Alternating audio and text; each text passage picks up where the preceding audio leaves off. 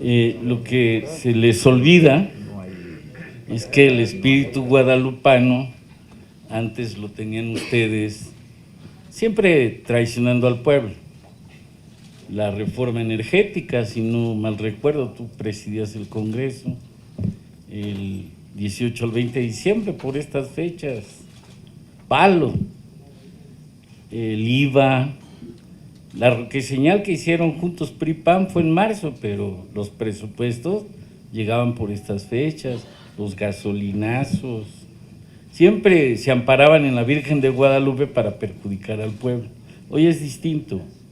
sí son visiones diferentes y contrapuestas, y a mí me parece que el acto de congruencia se vuelve en una necedad. Teóricamente, Rousseau deja en claro que el soberano es el pueblo, y nosotros desde hace muchos años, cuando ustedes hicieron el pacto con el PRI, el original, el PRIAN, Salinas, Ceballos.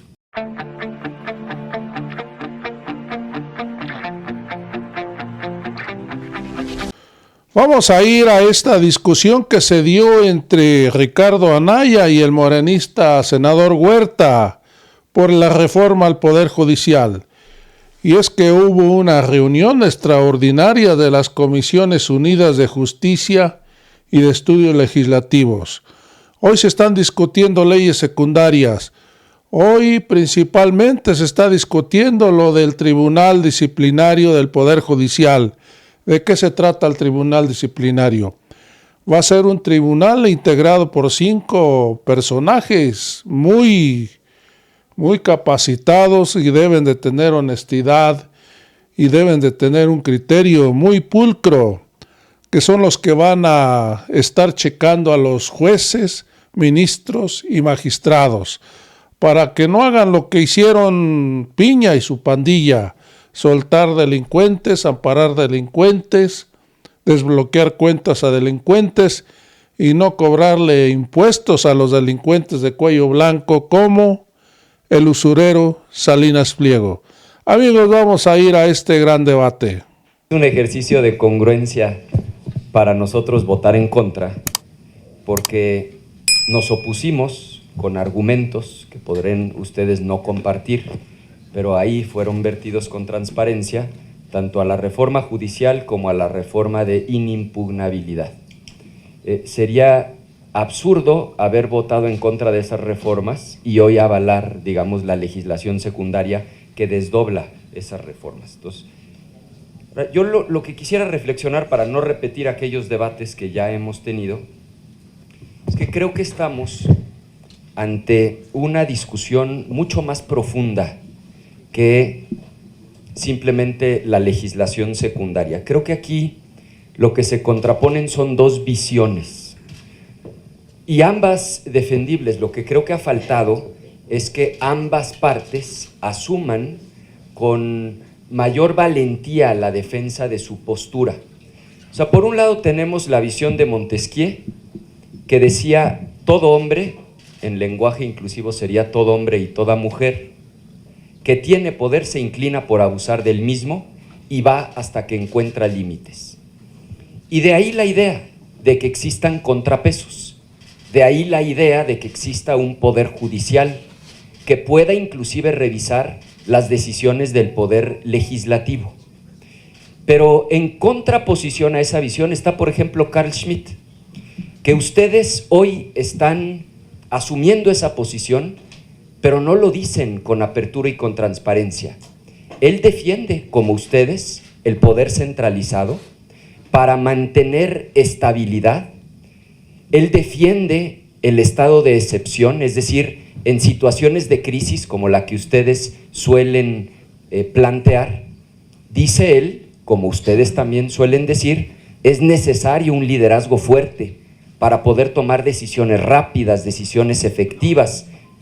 Defiende la idea del Estado total, se opone a esta idea de la democracia liberal, donde hay pesos, contrapesos, división de poderes. Yo creo que el problema de fondo es que ustedes quieren disfrazar ese tipo de posiciones con argumentos democráticos,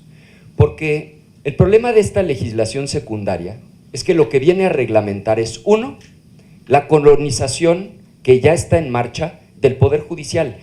Es una realidad, todo mundo lo sabe. Ustedes como movimiento van a tener el control total del Poder Judicial, pues porque tienen el control de quién va a aparecer en las boletas, porque crearon un tribunal de disciplina de 5 personas cercanas a ustedes que se van a encargar en su momento de mantener el orden, la disciplina, porque no quieren que vuelva a haber una sentencia del Poder Judicial en contra de decisiones del Ejecutivo o del Legislativo que hoy ustedes ya controlan.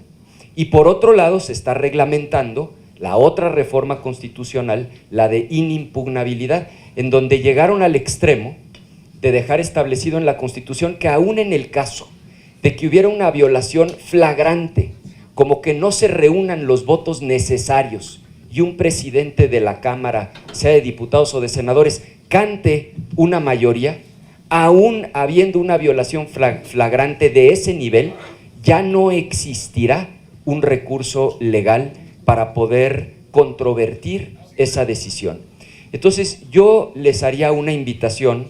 como la de la senadora, fraterna, en el espíritu navideño,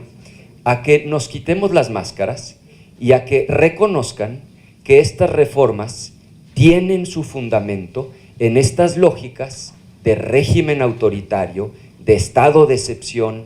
de liderazgo fuerte para tomar decisiones rápidas, efectivas, en lo que ustedes consideran situaciones límite, porque por lo menos de esa manera estaremos con transparencia defendiendo cada parte aquello en lo que cree. Sí, por consistencia, porque votamos en contra de las 2 reformas constitucionales, vamos a votar en contra de la reglamentación de esas reformas constitucionales a nivel de ley secundaria. Es cuanto, presidente. Gracias al senador Ricardo Anaya Cortés del Grupo Parlamentario del PAN. Ahora tiene el uso de la palabra, hasta por 5 minutos a favor de los dictámenes, el senador Manuel Huerta Ladrón de Guevara.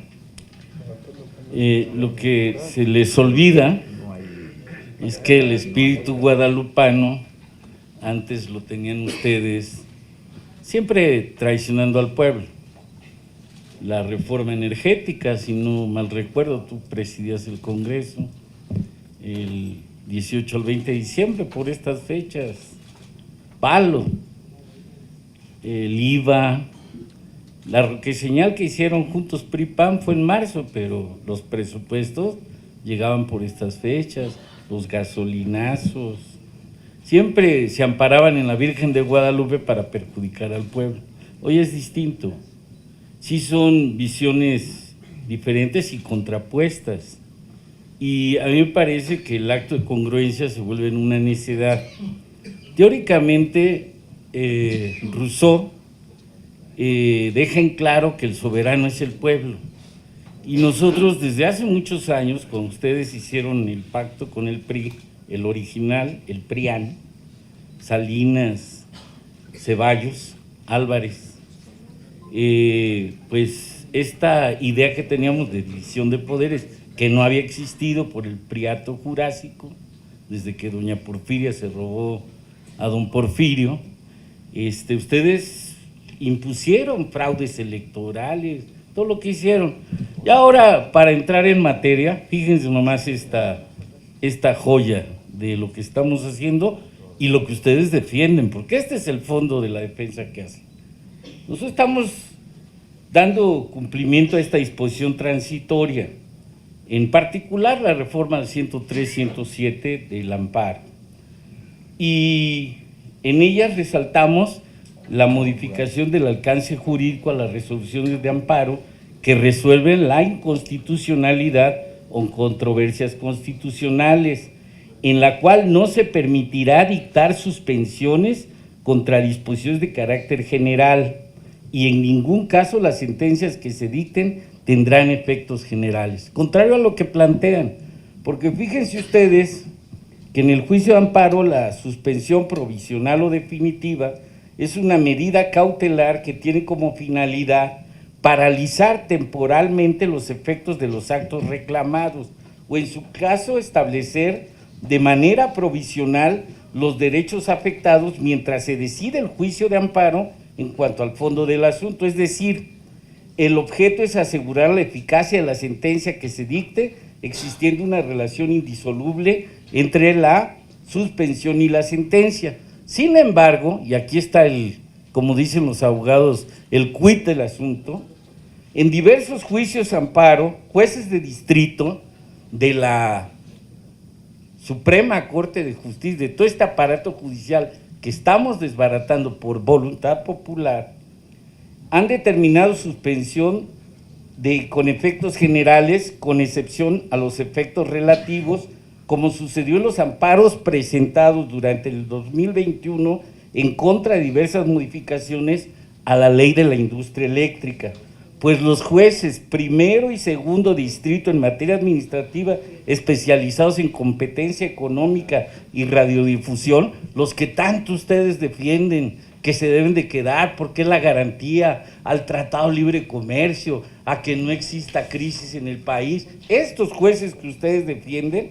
estos jueces consideraron que por la relevancia del asunto era necesario conceder la suspensión provisional con efectos generales a todos los participantes del mercado eléctrico mayorista. Este es el caso de Juan Pablo Gómez Fierro en el incidente de suspensión 240-2021, que determinó de no otorgar la suspensión general. Se puede favorecer a ciertos participantes del sector eléctrico, sus demás competidores, en perjuicio de los usuarios finales. ¿Qué hicieron cuando los jueces suspenden esta reforma que se había logrado eléctrica? Pegarle a los consumidores y permanecer en su mal llamada reforma eléctrica que había favorecido a que empresas como el Oxxo y otras pagaran la energía más barata que el pueblo en general. Y obviamente lo fundamentaron, esos sí son muy legales,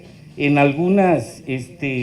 resoluciones de jurisprudencia para argumentar estas cosas. Pura chicanada, como las que intentaban hacer en la Suprema Corte de Justicia cuando cambiaban de 6 votos los necesarios 8 que se requerían, y todavía la ministra Piña, que es a la que defienden ustedes, hablando de fuera máscaras, hablando de quitarnos la hipocresía de esta reforma, que en eso sí son muy congruentes porque no cambian el script, no cambian el discurso, pero eso ya se acabó por voluntad soberana de nuestro pueblo, y es lo que vamos a hacer el día de hoy, porque los senadores y senadoras de la Cuarta Transformación continuaremos en el proceso de reforma estructural del Poder Judicial de la Federación. Quiero concluir nada más diciendo que esta reforma tiene por objeto sentar bases legales para una administración de justicia constitucional pronta, expedita, oportuna, y que tenga como valor la observación del carácter supremo de la Constitución Nacional y los derechos de las personas, así como el interés social. Gracias, muchas gracias al senador Manuel Huerta Ladrón de Guevara.